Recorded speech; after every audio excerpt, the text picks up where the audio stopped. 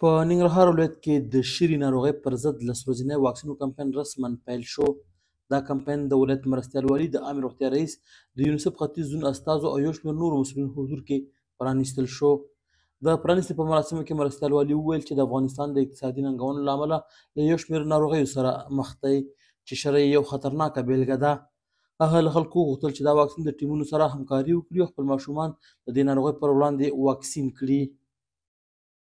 په دغه کمپاین کې د ولسونو ننګونو غوښتنه ده چې قرآن کریم علماو نه ځوانانو نه سپین ږیرو نه همدارنګه عام هېوادوالو نه غوښتنه چې په دغه برخه کې د دې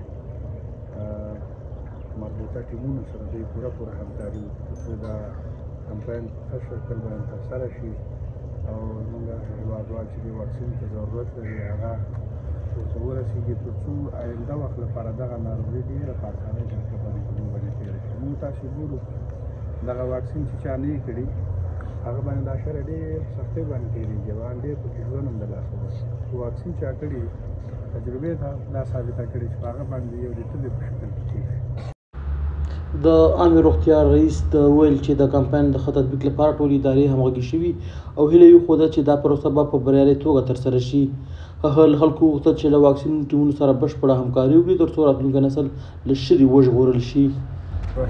نن ورځ تاسو ولولو چې د شري کمپاین افتتاح شولو یا د شري یا د مزل کمپاین دا د ننګرهار په 22 ولسوالیو ټولو کې تطبیق کېږي. رضاکاران سرپرایزران او د دې کوارډینیټران څومره چې دي دا ټول خپلو ساحو ته ځي خپلو ساحو ته به ټیمونه انتقالوي او ټولو ساحو کې به انشاءالله دا کمپاین په ښه شکل تطبیق کېږي. د مختلفو ادارو د ولایات او قماندانۍ د امارې ټولو په دې کې موږ سره پوره همکاري وکړله. ډاډ یې راکړو شرکت یې سره وکړو چې دا کمپاین مې ټول د کتلوي معافیت ریاست د معلوماتو له مخې دا کمپاین به 10 ورځې دوام وکړي او ټاکل شوي چې شاوخوا 1.3 میلیونه ماشومان چې عمرونه یې له 6 میاشتو تر 10 کلونو پورې دي پکې واکسین شي.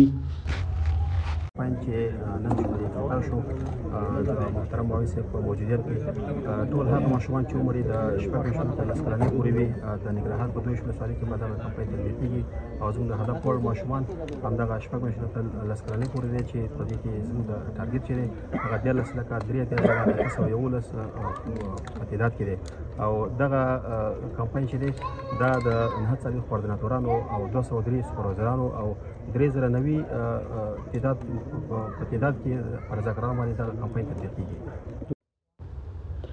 شري یو ساري او وژونکې ناروغي ده خو د واکسینو له لارې مخنیوی ممکن دی. مسؤلین هیله لري چې د خلکو په همکارۍ سره به دا کمپاین بریالی وي او په راتلونکي کې د شري پیښې تر ډیره کنټرول شي. پژواک خبري اژانس د پیښو رښتینې هنداره